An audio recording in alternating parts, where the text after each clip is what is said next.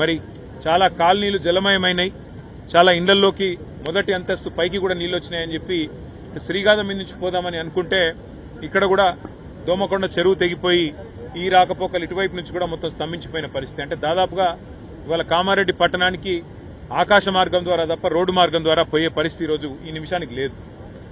అంత ఉధృతంగా ఒకవైపు పలంచవాగు, మరొకవైపు కుడలివాగు, ఇంకోవైపు మానేరు, మొత్తంగా చాలా పెద్ద ఎత్తున ఈ వరదల విపత్తు ఇవాళ రాష్ట్రానికి వచ్చింది. ఇంకా రాబోయే 4 రోజుల పాటు వర్షాలు విస్తారంగా కురుస్తాయని చెప్పి కూడా వాతావరణ శాఖ చెప్తా ఉంది. రాష్ట్ర ప్రభుత్వానికి మరి ఇంత జరుగుతుంటే, ప్రజలు ఇంత అవస్థల్లో ఉంటే, రాష్ట్ర ప్రభుత్వం ముఖ్యంగా గౌరవ ముఖ్యమంత్రి గారు మాత్రం నిన్ననేమో మూసీ నది సుందరీకరణ మీద వారు రివ్యూ చేసినట్టుగా చూసినాం. ఇవాళనేమో రాష్ట్రానికి ఒలింపిక్స్ ఎట్లా తేవాలని చెప్పి రివ్యూ చేస్తున్నట్టుగా ఇప్పుడే నేను టీవీలో చూసిన. పరిస్థితి ఎట్లా ఉంది అంటే, రోమ్ నగరం తగలబడుతుంటే ఆ చక్రవర్తి ఎవరో ఒక ఆయన నీరో చక్రవర్తి అని ఫిడేలు వాయించుకుంటూ కూర్చున్నాడట. అట్లా రాష్ట్రం వరదల్లో ఉంటే మూసీ సుందరీకరణ ముఖ్యమా, లేకపోతే రాష్ట్రానికి ఒలింపిక్స్ అనే డిస్కషన్ ముఖ్యమా, లేకపోతే ప్రస్తుతం పంట నష్టం ఎంత జరిగింది, ఆస్తి నష్టం ఎంత జరిగింది, ప్రాణ నష్టం ఎంత జరిగింది, ఎంతమంది విపత్తుల్లో ఉన్నారు ఇది చూసుడు ముఖ్యమా? గతంలో టీఆర్ఎస్ ప్రభుత్వం ఉన్నప్పుడు, కేసీఆర్ గారు ముఖ్యమంత్రిగా ఉన్నప్పుడు సామాన్యులను కూడా మేము ఆనాడు ఇరుక్కొని పోతే మంచిర్యాల జిల్లాలో గాని, భూపాలపల్లి జిల్లాలో గాని వెంటనే హెలికాప్టర్లు పంపి మరి సామాన్యుల ప్రాణాలు కాపాడడం జరిగింది. ఇవాళ మన హెలికాప్టర్లు, మన రాష్ట్రానికి సంబంధించిన హెలికాప్టర్లు బీహార్లో తిరుగుతున్నాయి, కాంగ్రెస్ పార్టీ ఎన్నికల ప్రచారంలో తిరుగుతున్నాయి, ఇంకెక్కడెక్కడో తిరుగుతున్నాయి తప్ప సామాన్యులకు మాత్రం అందుబాటులో లేదు. ఖమ్మంలో వరదలు వస్తే అక్కడ కొంతమంది లేడీస్ అర్థనాదాలు చేసినా పట్టించుకున్నవాడు లేడు. ఇదివరకు ఖమ్మంలో కూడా హెలికాప్టర్ పంపలేదు, 3 మంత్రులున్నా. ఈ రోజు ఇక్కడ కూడా చివరికి ఇప్పుడు ఎన్డీఆర్ఎఫ్ హెలికాప్టర్ వచ్చి, నేవీ హెలికాప్టర్ వచ్చి నర్మాలలో చిక్కుకున్న మా వాళ్ళు 5గురిని ఇక్కడ బచాయించిన పరిస్థితి. దురదృష్టం అందులో ఒక సోదరుడు నాగయ్య అని కొట్టుకొని పోయినాడు. అట్లాగే ఇంకా కొంత ఆస్తి నష్టం కూడా జరిగింది. కొన్ని గ్రామాల్లో ఏవైతే శిథిలావస్థలో ఇండ్లుంటాయో వాటికి నష్టం జరిగి కూలిపోవడం కూడా జరిగింది. కొంత ఆస్తి నష్టం కూడా జరిగింది. కొంత ప్రాణ నష్టం, కొంత పంట నష్టం, కొంత ఆస్తి నష్టం ఇవన్నీ జరిగినాయి. కాబట్టి రాష్ట్ర ప్రభుత్వం వెంటనే మేల్కొని, మరి ఇదివరకు మేల్కొని ఉండి కొద్దిగా అప్రమత్తంగా ఉంటే ఇంత అవస్థ కాకపోతుండే. కానీ ఎవరు పట్టించుకోలేదు, ముందస్తు ప్రణాళిక లేదు. ఇప్పటికైనా మేల్కొని వెంటనే పంట నష్టం ఎక్కడెక్కడైతే జరిగిందో ఎకరానికి ఒక 25,000 రూపాయలు పరిహారం ఇవ్వాలి. ప్రాణ నష్టం ఎక్కడైతే జరిగిందో ఇవాళ మరి నాగయ్య గారు ఇంకా కొట్టుకొని పోయినారు, 12 గంటలు దాటిపోయింది, ఇంతవరకు ఆచూకీ లేదు. దొరికితే ఒకవేళ ప్రాణాలతో దొరికితే సంతోషం.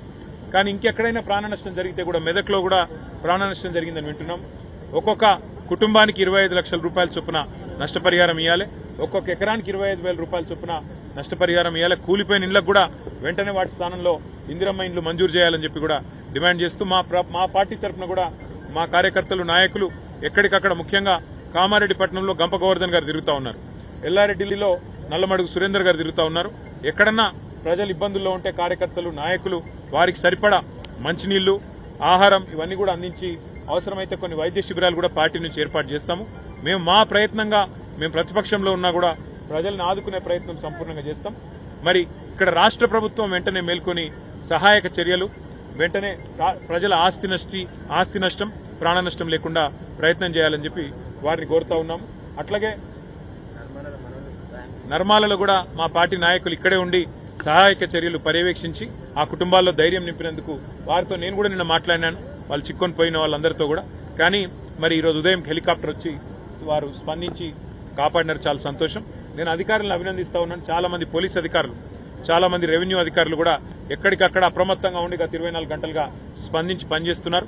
ప్రభుత్వం పని చేసినా చేయకపోయినా, ప్రభుత్వ పెద్దలు పనిచేసినా పని చేయకపోయినా అధికారులు అప్రమత్తంగా ఉన్నందుకు, పనిలో నిమగ్నమైనందుకు అధికారులకు, మీడియా కూడా మొత్తం రాష్ట్ర వ్యాప్తంగా మరి అన్ని వార్తలు కూడా ప్రజల దృష్టికి తీసుకొస్తున్నారు. ఎక్కడెక్కడ ఇబ్బందులు ఉన్నాయో చెప్తున్నారు.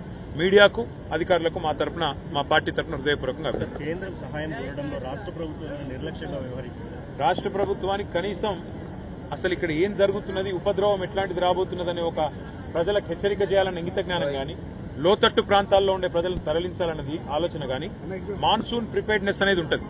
మాన్సూన్ ప్రిపేర్డ్నెస్ అంటే వర్షాకాలం రాకముందే శిథిలావస్థలో ఉన్న ఇండ్లు ఎన్ని లెక్కబెట్టి వాళ్ళని ఖాళీ చేయించడం. ముఖ్యంగా లోతట్టు ప్రాంతాలు వర్షం ఉండే పరిస్థితి ఉన్నప్పుడు ఎక్కడెక్కడ ఉన్నాయి, వరద ఎక్కడొచ్చే అవకాశం ఉంది, వాళ్ళని తరలించాలి, వాళ్ళకి ఇబ్బంది కాకుండా చూసుకోవాలి. అవసరమైతే కొన్ని చోట్ల రహదారులు మూసేస్తాం. ఎందుకంటే ఇప్పుడు నిన్న మా వాళ్ళు ఇక్కడ 5 చిక్కపోయినారు. ఎందుకు చిక్కొని పోయినారు? కేవలం వాళ్ళకి ఎవరు చెప్పకపోవడం వల్ల వరద వస్తుందని, మానేర్లకు నీళ్లు వస్తున్నాయని, 1,00,000 క్యూసెక్లు నీళ్లు వస్తున్నాయి ఇవాళ అప్పర్ మానేర్లకు. మరి 1,00,000 క్యూసెక్ల నీళ్లంటే వచ్చినప్పుడు సహజంగానే ఇక్కడ రాకపోకలన్నీ ఆగిపోతే అని అందరికీ తెలుసు. అట్లాంటిది ముందే జిల్లా కలెక్టర్ గారు కానీ జిల్లా యంత్రాంగం కానీ మేల్కొని రాకపోకలు ఎక్కడెక్కడైతే బ్యారికేడ్లు పెట్టి ఆపేయాలి, ఆపేసి ఎక్కడ కూడా నష్టం జరగకుండా చూడాలి. వాళ్ళ అదృష్టం వాళ్ళ 5 బతికిండ్రు. వాళ్ళకి నిజంగానే ఇంకా వరద పెరిగి కొట్టుకుపోయే పరిస్థితి వస్తే దానికి బాధ్యత ఎవరు? ఇట్లాంటివన్నీ కూడా ప్రభుత్వం ముందు మేల్కొని ముందస్తు ప్రణాళికలు రూపొందించుకుంటే జరుగుతుంది. ఇప్పటికైనా మేల్కొని ఎక్కడెక్కడైతే నష్టం జరిగిందో వెంటనే రిపోర్టులు పంపాలి. మరి కేంద్ర ప్రభుత్వం కూడా స్పందించి సహాయం అందించాలి తెలంగాణ రైతాంగానికి, తెలంగాణ ప్రజానీకానికి మేము కోరుతున్నాం. Thank you.